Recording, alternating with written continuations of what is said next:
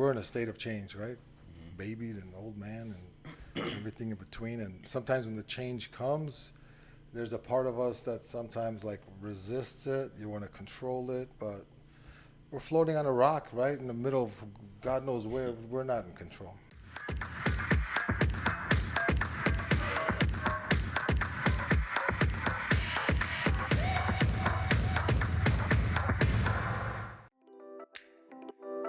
We are back with another episode of the Downtown Jiu-Jitsu Club podcast. We have a special guest for you today, Mr. Clark Gracie. Do you know how to use the soundboard for the clapping, all that? There's like one that says applause. There we go. It's a big honor to have our friend Clark here. And of course, as always, we have Doug, George, Senna on the soundboard. On the sticks. Stole my camera. Yeah, we got about an hour before classes begin, before the school opens, so we're squeezing in another episode. And yeah, here we are. Welcome back, Mr. Clark.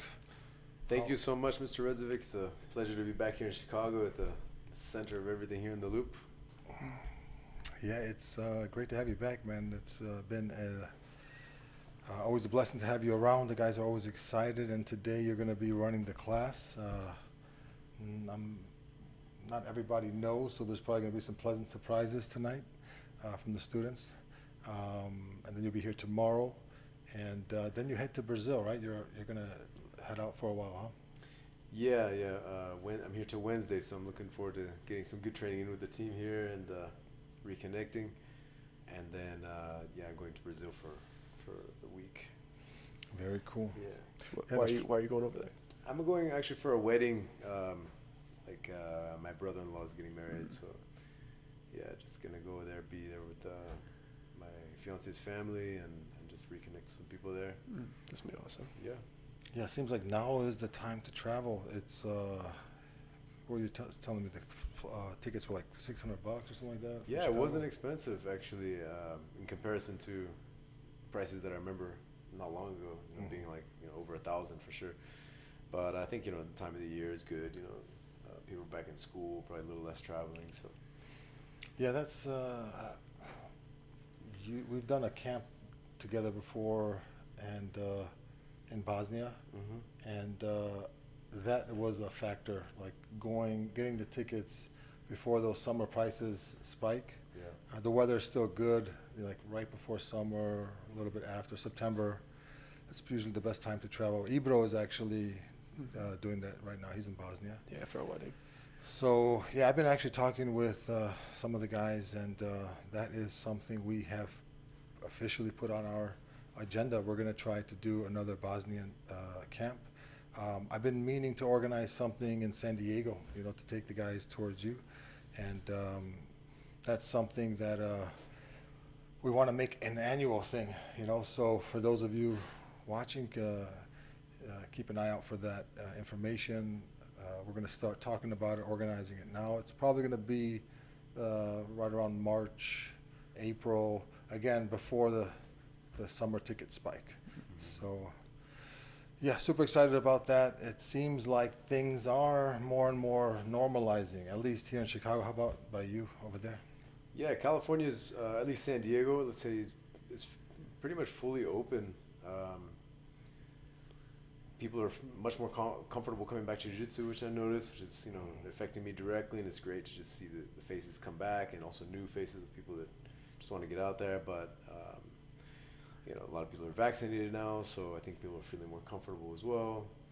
But it was a bumpy road there for a little bit, especially last year, and but really nice to see things coming back to life and kind of fear coming out of people's eyes. How we experienced, I think everybody experienced some uncertainty last year, a lot of things. So, but to just be still doing jiu-jitsu and still be able to, keep the academy running is a blessing. I had one of this older black belt, Carlos Valente in San Diego, told me, "Hey man, jiu-jitsu's done.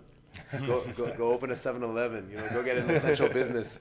And I think he was partially joking, but I was actually, that scared me. To think like that was like in April during the lockdown last year. So I was really actually a little bit scared for the future of jiu-jitsu for a little while there. But the people that are passionate about it, they're not giving it up, you know. Yeah, I think even through all that chaos, uncertainty, just the whole 2020 experience, I think 2021 we started to see other topics like mental health being discussed a little bit more frequently. We started to see the cause and effect of, separation and all things, what we experienced in the pandemic. And it kind of just reinforced, for me, it reinforced the things we've been preaching, over the years of like the value for the mind, for the body, for the heart and the spirit through the martial arts. And yeah, we doubled down, here at the academy, we basically, every cent that we had, and even cents that had to be borrowed, was like, everything's going to return. This is not normal. Yeah. And this is something that we do is very healthy. So yeah, it's beautiful. Like every weekend, it seems like there's people reuniting, and you can see like like sincere, like good emotion. You see it more with I'm not a sports dude, but you see it more with sports. Like football's back, so now everybody's gathering around. People are coming out. You see everybody going to tailgates, stuff like that. Yeah. Yeah, everybody in their own time, right? Like everybody's dealing with different dynamics. Some people living with high risk, people who have autoimmune issues that, so yeah, the whole thing, everyone their due time. But I think the natural progression is we return back to normality. And it looks like every day we're getting a little bit closer. So those of you who are on the fence, who are watching, if you've been a member of the community and you're kind of on the fence of getting back to training, whenever that may be, make sure you check out our website and download the mobile app, because in the mobile app, you'll basically be able to manage your own account. So if you want to come back just for a class, you don't feel like a long-term commitment right now, you want to maybe do a 10-class back, all those options are available. Manage them yourself. And we're doing some pretty cool things in the space now with the weight room. I believe next week, roughly within the next 2 weeks, we're going to start our strength and conditioning structured classes. We're super excited to have our good friend Derek, who's also a brown belt here, who's one of the best teachers I've been around. So keep an eye out on the schedule for some of the exciting things that we're adding, like, for example, Clark Gracie's classes. Those are on there. That's one of the reasons why I was super excited to get Clark here. Use Clark as the bait to bring some of the people on the fence in. So yeah, we're super excited about tonight. How's everything going on in your guys' world? Anything new? Anything? We were both sick all last week, but we feel better now. Yeah, that was a little bit of a scare, man. I was thinking, all right, now we're gonna have a COVID situation, but thankfully, it was just a little cold or something like that. I'm good. I'm straight. My stomach, I just couldn't eat nothing. It was more like my stomach issues. That seems to be going around this year. A lot of people having like stomach things that kind of. I'll never get sick. Never. Yeah, I messed up. I worked out. I took a 10-minute ice bath, and it was cold that day. So I walked to work from that after a 10-minute ice bath. And once I got here, we played a spike ball for an hour straight, and I sweat again. And then right when I sat down, I was like, uh-oh. I'm definitely, I felt it. And the next 3 days, I was just toast. What is that? That's like your central nervous system. Central nervous system. You can feel it, right? Like. Yeah, your whoop thing, bro. How did that? Oh, it was like 17 for one day. Really? And then I got a nurse to come to my house and give me an IV, like with all because I didn't know if it was COVID or not. And I was like, all right, let's get ahead of this thing. Mega dose of vitamin C, vitamin D, like all this stuff. And then the next day, I was like back up in the 80s. I still felt iffy, but it was like. Yeah, it was awesome though. They just pull up and just the whole intravenous bag. What company was that? The IV doctor. IV doctor. I've heard about that. Yeah, that's cool. When you sent me Snapchat, I was like, "What is this dude doing?" My mom was like, "What are you doing?" Like, what? Yeah, that's become a thing now, right? There's these clinics that are in California. It's been a thing, right? There's so many of those centers for healing. I went to do an IV drip in LA once. It seems like they market to the hangover crowd a lot, and they have a bag called the Hangover. Oh yeah, Bring you back to life. But yeah, we have to acknowledge that vitamins play a role, right? Minerals play a role. Yeah, for me, I think I had. They take your blood pressure. I think when they gave you that, did they take it? Yeah, if your blood pressure is too high, they don't give it, right? Because it increases the blood pressure. Yeah, I had high blood pressure, and we're fine for like 20 minutes. All right, sit down, and breathe this oxygen in, and so they were just. We ended up getting the blood pressure down. Ended up getting the IV. But yeah, I seem to be sensitive to B vitamins. And, yeah, every time I get too many like B12, then I get a little bit of joint flare up and stuff. But I guess we got to figure that out, right? Everybody's different, and we got to figure out what makes us,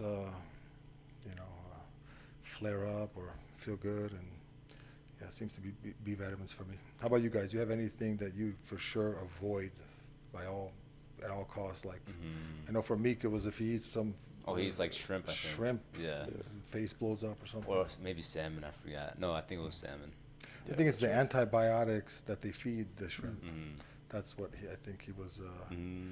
I don't stay away from much, except I'm allergic to tree nuts. I'm allergic because almonds are tree nuts, right? And I'll eat almonds, and my throat gets itchy and everything, but I'll still eat them. And I'm like, all right, maybe I shouldn't, but then I try it again. No, cherries. I hate cherries. Really? Yeah, cherries. The black Really? ones. They make my teeth all, like, my gums itchy and, like, my throat. Oh, really? Yeah. See, for me, cherries is like a life source. No, They're I anti-inflammatory. Every time someone tells me, like, knock it out of here, bro. Interesting. It's apples for me. If I eat Does apples, that get you itchy? No, my lips swell up. I look really weird. Oh. If I have a cut, it becomes a big fat lip. Yeah, like lip injections. Yeah. I look silly. How about you, Clark? Is there anything you strictly you can't touch? I know you're Man, I think that lip thing, a lot of girls will be all about that. They're trying out like the I swear. drinking applesauce and everything, apple spike industry. No, but man, I think I'm just kind of allergic to like dust. As far as food goes, I'm pretty good. I don't eat pork, because of just being raised on the Gracie diet. But as far as allergies, I'm not really. I have experimented a lot with the whole idea of the Gracie diet and like not mixing certain foods, and a lot of it is just I heard my dad say, and certain diets they say like this is good for you, this is bad for you, but like you never really feel it that much, or especially me growing up, and a big thing was like, oh, I'll never eat bananas and bread or rice and potatoes in the same meal, things like that. And mixing the starches. Yeah, or even acidic foods. And me thinking like, okay, is this all really make a difference or not? But then one thing that gets me every time, like I like pineapple, but if I eat pineapple with like a food, or if I have pineapple juice and I'm eating like a meal, I will feel it for sure. Like my stomach won't feel good after. And but I can eat pineapple alone fine, and that's actually part of the Gracie diet is like don't mix pineapple with anything else. You can only eat it by itself.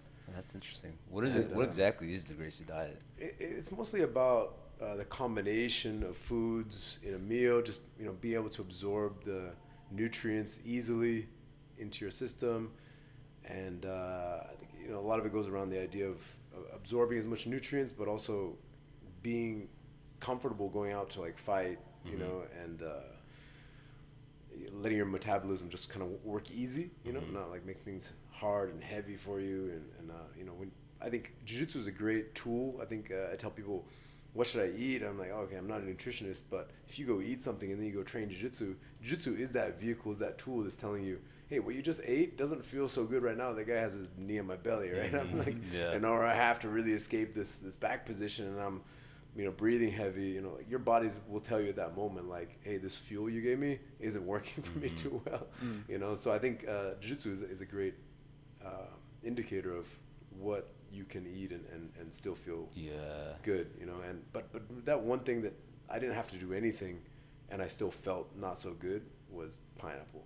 Every once in a while I break the diet a little bit, and then maybe I'll feel nothing, I won't really notice, but pineapple was one thing. Yeah, pineapple like another like food, like rice or something, or like steak or something like that. Yeah, it's like salty foods. Or another time I had like a big glass of like orange juice. I was super thirsty, and then I had a meal with it, and then that also I just felt extremely bloated after, like uncomfortable just sitting there, So I think there is definitely something to it, like mixing or not mixing certain foods. acidity, pH balance, sugars, salts, That's the way I remember the diet was explained to me before, where there was a certain time where the Gracie family had to be pretty much on standby, because they were competing. A lot of times it was a random competition, like a challenge match type thing. So the idea was for them to just be ready. It could be a challenge knocking at your door. So the diet comes into play, right? Like if you're always eating clean and light, you're ready to go. But is that kind of like the way it was explained to you? Yeah, just kind of keeping yourself ready all the time and constantly healthy. Like my dad said that, okay, everybody's eating whatever they want, but for example, everybody does jiu-jitsu. A lot of people doing jiu-jitsu, but there's that one guy that's doing the diet and doing jiu-jitsu. It couldn't hurt you, right? To like do a good clean diet, and that might be the one thing that separates you. And he would refer back to like that first generation of fighters in his family, his generation, saying that, man, they would do so well compared to the other guys that also know jiu-jitsu. So what was the real reason? Was it the technique that they just had like a little bit more refined, or could it possibly be that they were doing the diet and then that helped them a lot too with their performance? And I think that definitely plays a role, just like lifestyle. And I think, years ago I kind of made the decision like, oh man, if I'm just going to be competing throughout the year, better I just keep myself in shape and not have to like get in shape, go through this, I have to start my training camp now. Here's like 3 months of, or however many weeks of that just really tough training where you're just enduring so much. But you know what, I'll just keep myself like as a lifestyle, just accept like this lifestyle of healthy living and trying to keep yourself well fueled and well rested, and Yeah, it's interesting how you have, some people might see what we do as a form of even maybe violence, right? Like you're throwing people, putting them into chokeholds and joint locks and arm snap and joint snap, and sometimes there's, punches, kicks. MMA, the part of the history of jiu-jitsu, but it seems like the longer we are involved in this combat arts kind of lifestyle, like healing becomes like a part of the experience, right? I remember seeing an interview, someone was interviewing, I think it was Josh Barnett at his gym, and one of his training partners like just broke his nose, like mid-interview. It had nothing to do with the interview, just they had to stop the interview, and he went and took a pencil, put it in the guy's nose, fixed his nose, and kind of, after having his nose broken probably, or seeing these things, you end up becoming, like sometimes I feel like if you can't afford to go to the chiropractor, come to me, and maybe I can help something. Just from having to nurture tweaks and sprains and, all those things that come with living that active lifestyle. But the diet's associated with that too, right? If I was told correctly, with all the original brothers, your grandfather, Carlos Gracie Jr., the pioneer. Senior. I'm sorry, I said junior. Carlos Gracie Sr. and Elio is also, such an important figure in the art. At some point, from what I understand of history, Carlos started to focus primarily on the diet. Like this became his passion, and therefore I would imagine it's part of our tradition, and to some level. But it's interesting to know, like all the athletes, if you take this path seriously, at some point you do have to do some self-reflection on all things, right? Like your sleep and your fridge, what's in the fridge, and so I think it's just interesting that they came to that conclusion too. Their path led them towards health, nutrition, and in the sense healing. That might be the part that a lot of people neglect too, the diet. A lot of people just like, I train hard, but I eat whatever I want because I train hard. Yeah, that's I'm convinced it's an addiction. I think I'm addicted. I find myself rummaging cabinets in the middle of the night for sugar. Some pastries. Yeah, so I feel like if you're going to train hard and you have like aspirations outside of training as well, like any other aspects of in your life, any hobbies, I feel like you need to eat well to also have energy to do that, you know? Yeah. I don't think a lot of people understand that though. Like, Yeah, if you're just going to fuel up and all you do is train, like, oh yeah, I got a 2-hour session and the rest of the day I just kind of like lay around, yeah, have Portillo's, just get carbs and protein in, like you'll be good by tomorrow. But if you want to be like a high functioning person and like do business or hobbies or create stuff, like I feel like you have to fuel yourself properly. do a lot of people see it as energy? Like, there's a point where I stopped seeing the food as like, all right, it's just food, and I started seeing more like it's fuel. Like Clark said, it's fuel for your body, like your energy. Like, what kind of source is it coming from? Like, is it good or is it bad or is it Portillo's? Yeah. Yeah, I had Portillo's this weekend, man. Clark, you like Portillo's out here? I think I've had it once, but someone had mentioned like, "Oh, you gotta try this place," you know. So I think I may have stopped by many years ago, but It's okay. I think it's a Chicago thing. It's okay. It's okay. Thank you for accepting me. What's that famous deep dish pizza one here? That's pretty. There's a few. Yeah, there's Illuminati. There's Lou's.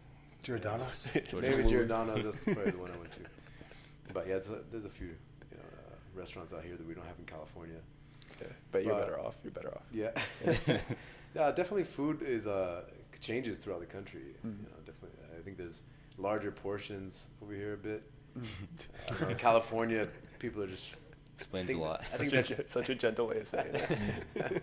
No, like in California, sometimes I'm searching for like, okay, what plate is gonna be filling, and here I feel like I don't have to worry about that as much. It's just like whatever I order generally is gonna be. She's like, it's just me, bro. Actually, you use food for two. Yeah. You order like nachos here, and it's like a platter, and you're like, whoa, it's a lot.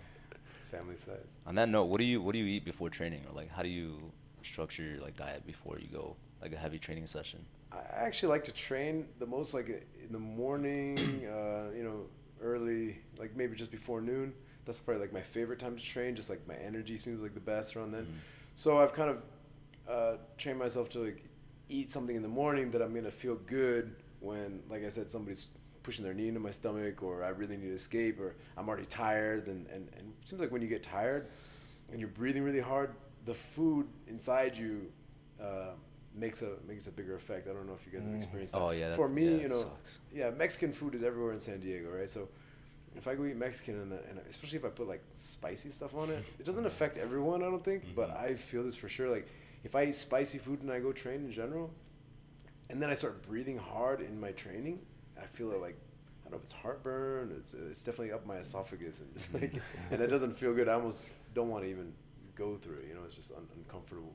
So for me, I figured the best thing that I found eating in the morning, right before I usually train, is like something lighter, you know, something more refreshing. So it ends up being like usually in like an acai bowl or something like fruit based. If I'm traveling, maybe I'll have like you know, yogurt, or maybe oatmeal would be like the more heavy side of things. But I feel like if I eat a big, you know, American breakfast where it's like pancakes, eggs, you know, toast and all this like kind of savory foods, doesn't seem to like sit so well for me if I go train, you know, an hour later or something like that. Whereas if I eat, you know, something like something refreshing like fruits or an acai bowl or something of that nature, it doesn't bother me. You know, the food doesn't seem to bother me. I still feel light. I feel mobile, and I think that means a lot. You know, like if you're wanting to use your body and the food inside you is like slowing you down,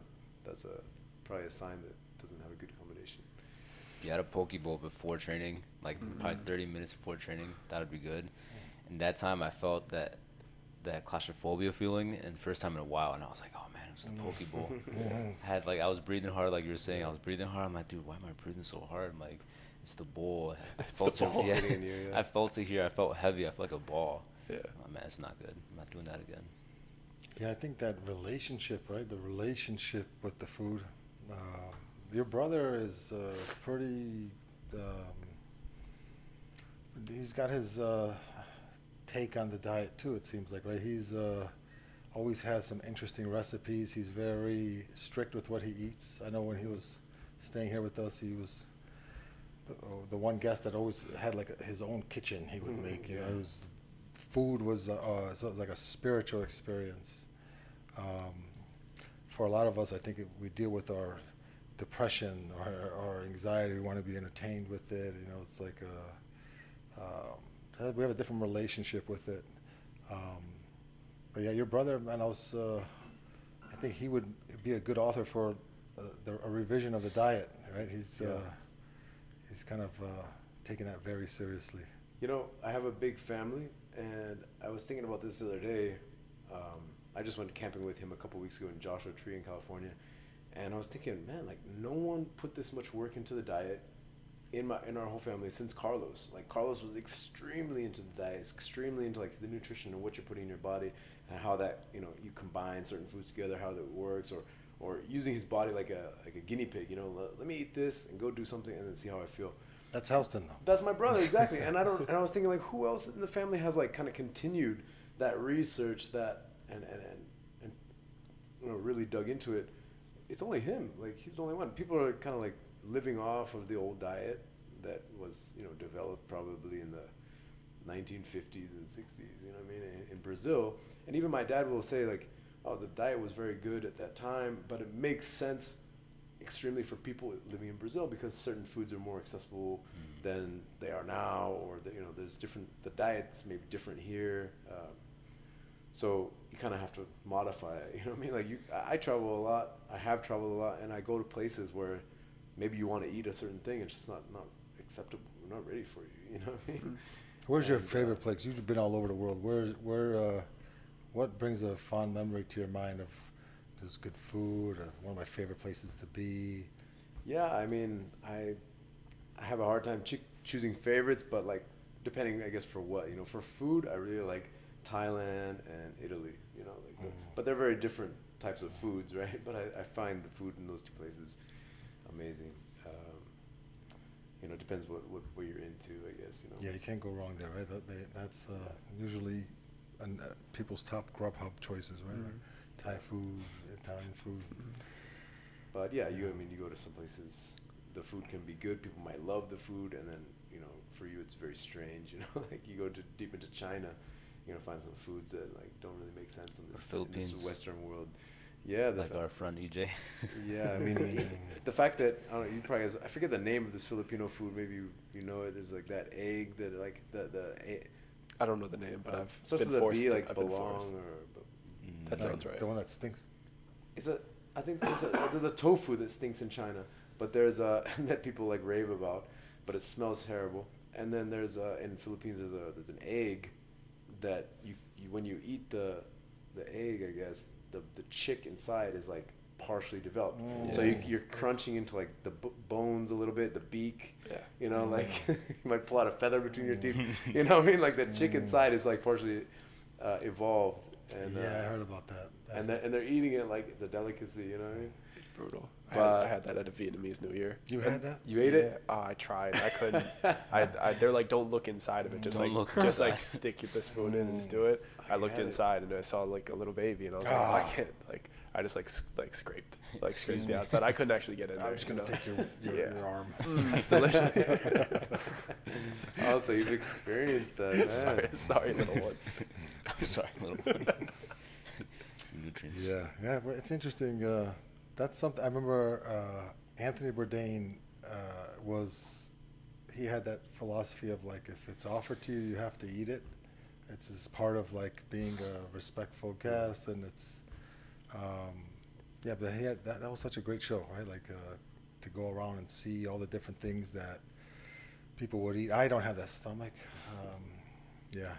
But for me, there's certain foods I just can't, like goat cheese.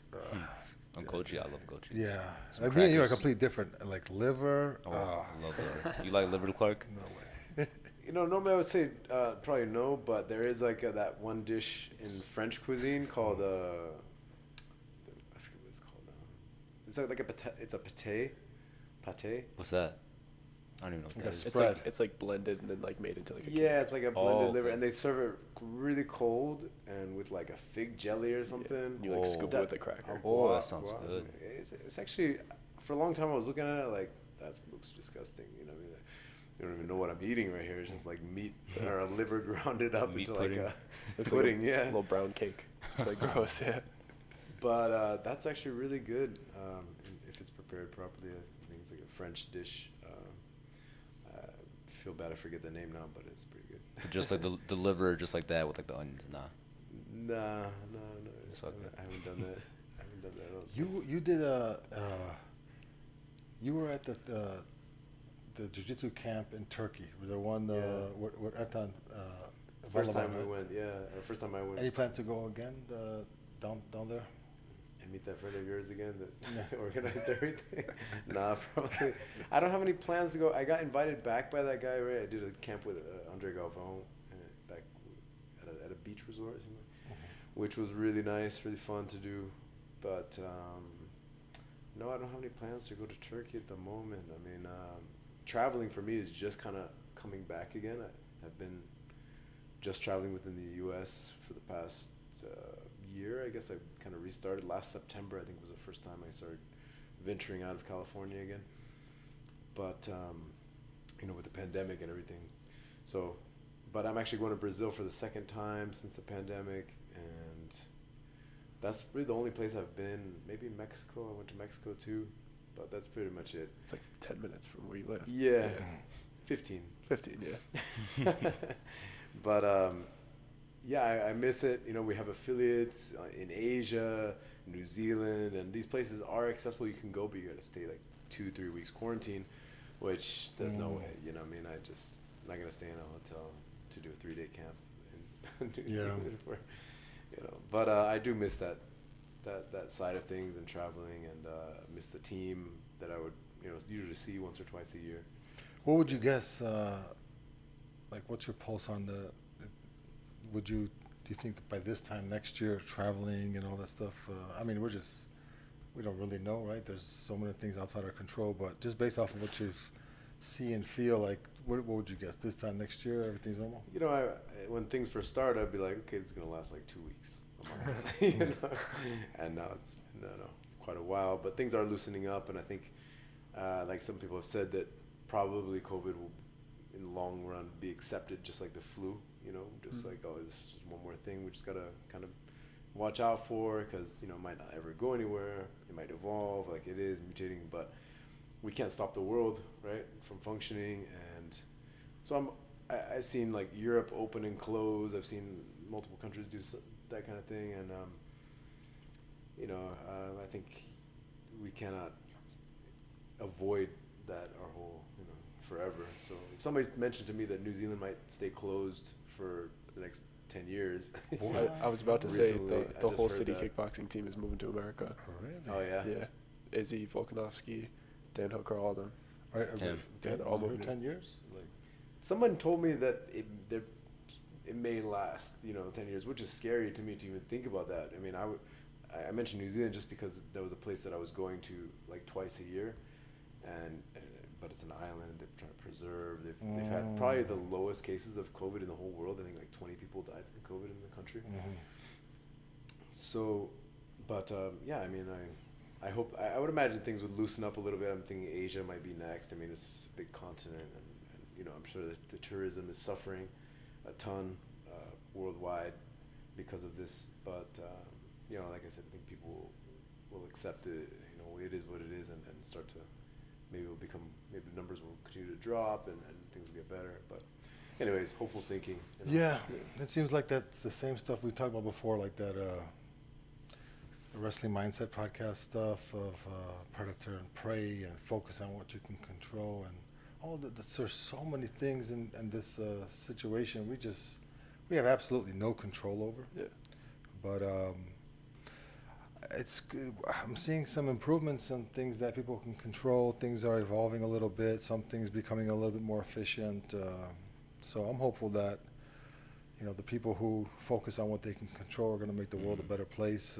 By this time next year, But if we end up getting obsessed with things we can't control, then we're going to end up arguing each other in the comment section of some blog somewhere. Just Exactly. burning energy. So yeah, hopefully things improve, continue to develop. Hopefully you and all your friends, loved ones are safe, because it's it's scary to have to deal with that, or have someone that you love dealing with that in front of you. So yeah, hopefully everybody's gonna stay safe. I know here and so many other places, the sanitation, has stepped up. That's a nice thing. People probably washing their hands more than ever. So yeah, I think we got to look at the bright side, right? We have no choice. So. And even for me in my academy, like one good thing I take out of it is I feel like it reinvested me into my students, my academy. Me taken away from travel has been, I'm focusing my energy more at home, and I think it's a good time to me to focus on family, focus on home base, and I think that's showing good results. Just me being present much more than I ever have. I think just focusing on the academy at home, and instead of necessarily traveling around the world to help other people's academies, I'm focusing on mine. You know what I mean? Or just be a part of other people's academies, which I enjoyed, but it's two different kind of pleasure, I suppose.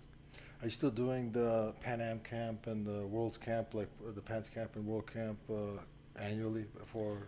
Not something where we're like promoting it like before, like, hey, come train with us for a few weeks before. But we are doing it just between the students, but not like really making it like a tourist thing. I mean, we got to the point where we're bringing people in, considering renting vans and like taking people around during the camp. We were organizing excursions within San Diego. Let's go see the city together and the sights, and hike and swim, cool. And do stuff that are beyond the mat. Like we have our little group, and so that was fun. I enjoyed it, but I mean things are a lot more simple now. Like a lot more. For me, it's just become more like almost organic. It's like I'm just in my academy. It's just really focusing on the roots, and I think that's shown like positive feedback in my academy. Just me being. I know everybody's name. You know what I mean? It's like, I'm not, this guy looks familiar. I think I've seen him before. Probably taught him a class one time. But here I go. I'm going on another trip for another 3 weeks or whatever. So, yeah, it's been good, and, I have a 5-year-old son. So it's like, it's good to be home as well for family reasons. Yeah, there's always some benefit in the storm, right? Yeah. Or as the storm settles. Without it, none of this would have happened. Yeah. I mean, we don't know that for sure, but this was like the stepping stones. Like, boom. Just being in front of the camera, right? A lot more right now, or behind, maybe, But just sharing jiu-jitsu in a different way has been huge in the past year. Did you do that? Did you do like stream stuff like that? Yeah. So my academy was completely on lockdown, as California was, the nation. And we did close the academy for a few months, which I got to, the understanding that, look, if I'm going to continue running my academy at all, even at the smallest, lowest level, I'm going to have to film techniques. I'll keep sharing the techniques that I normally would share maybe in class, and I keep going through our curriculum and doing what we can. So yeah, we had live classes on Instagram, Facebook, Zoom classes, Zoom seminars. Even for the first time, I did seminars without leaving my academy. So that was pretty cool. This is good and bad. I mean, it's not ideal to teach or do jiu-jitsu in front of a camera, or knowing that some people are in their living room, grabbing their wife or their kid or their dog. Like, hey, come here, let me beat and bully you. But people were doing it, and now I think. The other positive is it's pushed me to continue filming and create this database, which I know you guys have here in Chicago already running. So I'm working in that direction to have a good library of techniques. Yeah, it was interesting to see how people began to get creative, and there's so many factors, right? There's people's livelihoods, and there's so many factors, but. Yeah, it got a little bit interesting.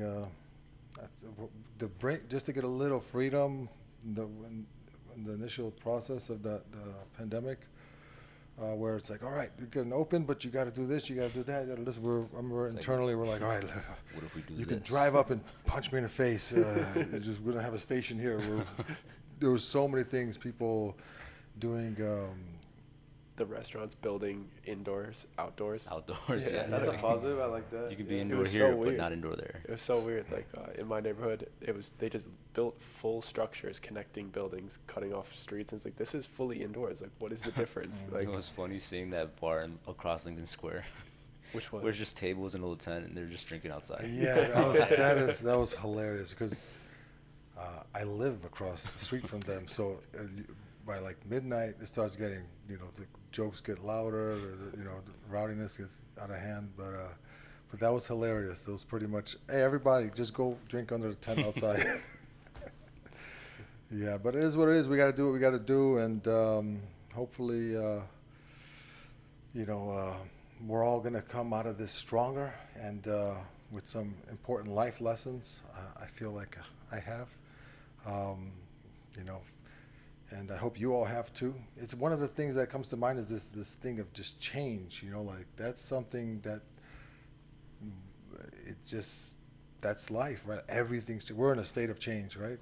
Baby, then old man, and everything in between. And sometimes when the change comes, there's a part of us that sometimes like resists it. You want to control it, but we're floating on a rock, right, in the middle of God knows where. We're not in control, At least that's what I've convinced myself of, and I feel less anxiety, less stress, just thinking like, okay, there's something in control, Not holding on to something. I'm not in control. But I think a lot of the stress gets compounded when we try to resist the change. And that seems to be the reality in my life. Got to go. Flow with the go, right? Got to flow with the go. And I think the Jitsu's help with that too, right? Like, sometimes you see the guy who comes in, he wants to. The moment he doesn't have control, he just gets exhausted, right? And sometimes we accept reality and we go with the flow, and things work out really well if we're relaxed, right? So thank you, Clark. It's always a great pleasure to have you here. We've benefited greatly from having so many masters, so many people who are on this path of self-development through these vehicle of martial arts, and we admire them because of what they can do on the mats. But that path of mastery, there's so many things that are admirable about what it takes to get to those levels. So having your energy in the space is is always a blessing here. And we're looking forward. The class is about to start pretty soon, so we're going to wrap this show up. Thank you all for tuning in. If you're a viewer that's in Chicago and you're still on offensive training, just download the app, stay in touch, and whenever your heart feels like it's the right time, we'll be here hopefully for you. So reach out to us. Was anything else? So the platforms are going to be installed here in the weight room. We have some for Olympic lifting. We're excited about that. Talking about the spike ball tournament being delayed. Postponed. Sorry, guys, I got sick. Yeah, we had. We all got sick. Want to make sure it wasn't COVID. Everything worked out good, but we're going to have to unfortunately reschedule that. More time to practice. Keep practicing because we're coming for you. And what else? Brick will be teaching Ibrido's classes for the most part, as Ibrido's gone for the next little under 2 weeks. And that's about it. Do you guys have anything? Do you have anything going on, Clark, you want to promote to the audience, or anything you want to get off your chest? No, I mean, it was just great to be back here, and I'm really excited to see, the evolution of this academy as it's become Downtown Jiu-Jitsu Club, and how you guys are taking on the strength and conditioning, and just, man, this academy is like pretty much as pimped out as it can get, right? It's just, you guys got everything here. And I see your plans to do more and more, so it's really cool to just continue to be able to have the opportunity to come back here and share with you guys and learn from you guys and get inspired to do cool things in my academy as well. Thank you, my brother. Yeah, you and your family. This is the major influence in everything we do. So thank you, my brother. Thank you all for watching, and hopefully we'll see you back for another episode. Peace.